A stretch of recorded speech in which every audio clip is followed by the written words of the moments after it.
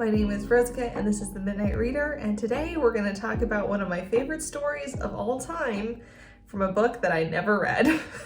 I love Lord of the Rings. It's one of my favorite stories of all time. The movies came out when I was a kid and going into my teenage years, and I would just rewatch them over and over and over again in my bedroom until I knew all the lines. I had pretty much the whole second movie completely memorized. I would pretend I had elfin swords and that I was very cool and I was saving Middle-earth. I just love Lord of the Rings. I listened to the soundtrack obsessively. It's still like some of my favorite music ever written. In January, I had kind of made the goal to try to read more classic books. I was going down the list of classics that I wanted to read, and I thought to myself, you know, I've never read Lord of the Rings. And I don't really know why. I suspect because I love the movies so much that I was terrified I would hate the books. And there was maybe just like a touch of gatekeeping where the people who were really big fans of the books were like, oh, the movies are so crap and the book is so much better. And I just really loved the movies. So kind of on a whim, I stuck the Lord of the Rings in my very creepy classics in a cup, and I drew it, to which I was very worried. One, I was pretty certain that I would dislike the books, and two, I was worried that meant I had to read the whole series. So I initially committed to just reading The Fellowship of the Ring, and then I was going to just throw the Two Towers back into the cup, and if I pulled it next time, then I pulled it next time. So since then, I did finish The Fellowship of the Ring, and now we have to talk about it. In a small side story, my library card expired. I went from a really wonderful library to the really terrible public library. And that's not their fault. They don't get funding, and that's not okay. But they have almost nothing at this library. There's very few ebooks, there's very few audiobooks. The Lord of the Rings was not at my library, and I was really trying to find a good version of it because I thought I was gonna have to buy it. I found out that a lot of audiobooks are actually available on Spotify, which was new to me. I did not know that that was a thing. I kept hearing about this version of the Lord of the Rings audiobook by Phil Dragash. Basically, he made the entire recording himself. He does all the voices. There's a fair amount of songs and singing in The Fellowship of the Ring. He sings them all, about as well as I think the characters would, so the hobbits are a little out of tune. That lends to the charm of the books, I think. And it turned out to be the most amazing audiobook ever. It is the one audiobook to rule them all. He includes things like sound effects, and the reason that really got me invested in listening to the audiobook was he uses the music. He samples the score from Lord of the Rings. Basically just put on my headphones one morning and I was like, I'm just gonna start reading the book.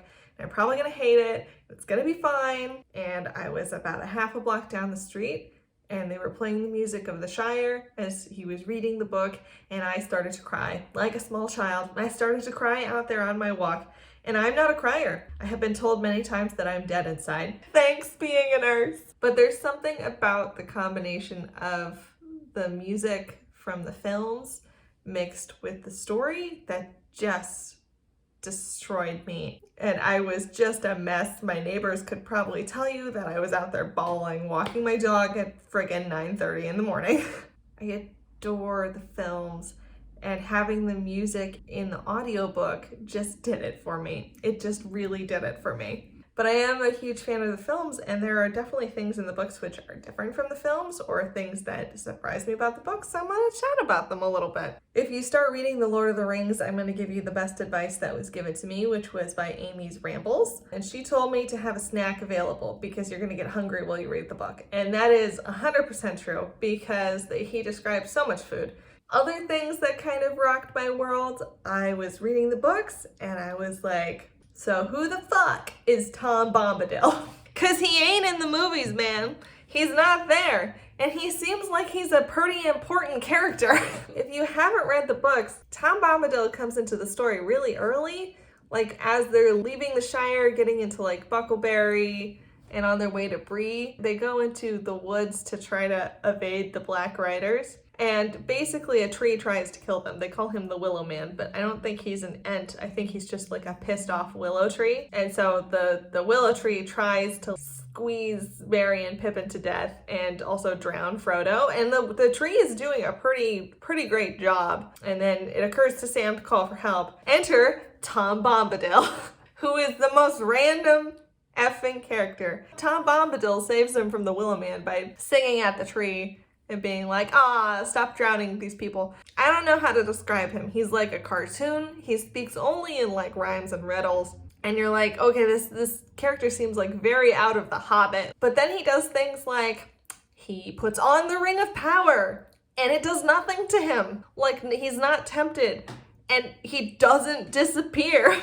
And then he's having such a good time. He plays a little game of like, hide the Ring of Power with Frodo, who's freaking out. The part that really got me is he seems like kind of like, okay, that was an odd encounter character, but on the story we go. At the Council of Elrond, when they're trying to figure out what to do with the ring, an option that's genuinely discussed is, why don't we just fucking give it to Tom Bombadil? Everyone's like, sounds great. And then Gandalf is like, no, that's not a good option because he'll just forget about it and misplace it because he doesn't care about trinkets. And then Gandalf goes, well, you know, even if Sauron does destroy all of Middle-earth, it's pretty likely Tom Bombadil would be the last to fall, so, like, he's a good option, but he'll still fall in the end. Who is this man? Oh, hi, Doug. Did I scare you with my shouting? Do you know who Tom Bombadil is? I haven't researched it because I want to keep reading the books, and I don't know if he comes up later, and I'm gonna guess he comes up in the Silmarillion, because I think he's the first occupant of Middle-earth. And I think because he is the oldest entity, that's why the ring doesn't have power over him. But I'm not sure. I just really appreciate that a good little section of the Council of Elrond was just like, just give it to Tom. And I'm like, who the fuck is Tom? Other things I noticed, there's not a lot of ladying about in Lord of the Rings. Not a lot of ladying. Who we got? We got Galadriel. She's pretty boss. I'll give that to her. She's pretty boss. Also, I do love that Gimli is just pretty much making cartoon hard eyes at Galadriel every time they speak. He is her #1 fan. We do have Arwen, but she doesn't get to do anything cool. They significantly improved her character in the first movie. Arwen is not the one who picks up Frodo and calls the river in the books. That's someone else. What the fuck is his name? Glamendorf? Hold on. Glorfindel. I feel like I was close. Who is a cool character. I quite liked Glorfindel. But Arwen doesn't do a whole lot in the first book. I think she stands there and she looks kind of pretty, but she doesn't do much. Hopefully she'll do more in the second and third books, unlike the movies, but not a lot of ladying. Like, there's a Lady of the River, Lady of the Forest. I feel like it's Lady of the River. There's a gal who lives with Tom, but that's pretty much it. There's not a whole lot of other ladying. There's not much for the ladies to do. I can definitely see why some people might not like the books. It's much slower paced than the films. Definitely not as much urgency in the books. Frodo gets told, oh, you know, you've got the one ring and the Ring of Power and you really need to leave. And Gandalf is like, I'll be back, but you should leave. And then Frodo's like, well, I want to leave after my birthday. So he waits like fucking 3 months just taking their sweet ass time getting out of the Shire.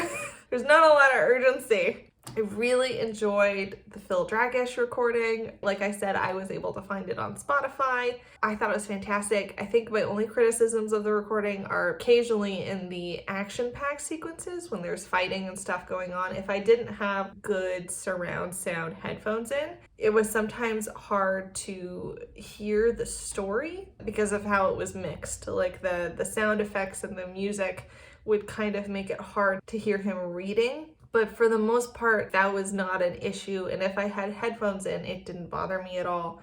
And there was maybe 1 or 2 sound effects where I think it was like for some of the swords, it was like a ringing tone. It was so convincing. I was like, do I have tinnitus? Are my ears ringing? And then I realized it was a sword. But these are like little tiny nitpicks. I would absolutely recommend the audiobook, particularly if you're a fan of the films, because having the music in there just was So I loved it. It was 5 stars from me. It was slower in sections, but I was expecting that because I knew that going in for the books. But I was just totally engaged by the audiobook recording in those sections that it didn't really matter. I will be reading The Two Towers and The Return of the King on my own time, and I will be trying to finish them this year, and I will be drawing another classic in a cup later at the end of February. I may throw the Silmarillion in as an option to be drawn. I don't know why I took so long to read these books. They're so dear to my heart that I don't know how I thought I would dislike the story that they came from. It was just great. It was just great, and my little nerd heart is so Twitter-pated, and I hope that my nerd card is not revoked for not reading the book sooner. But yeah, would definitely recommend reading The Lord of the Rings if you are a fan of all of the films. It's definitely worth it. I really enjoyed the audiobook experience, and I would highly recommend that version of it, particularly if you like the music and the sound effects from the films. This is my short ramble for the week, and I hope you guys are doing well. Thanks everybody for liking and subscribing and watching my videos, and happy reading. Who the fuck is Tom Bombadil?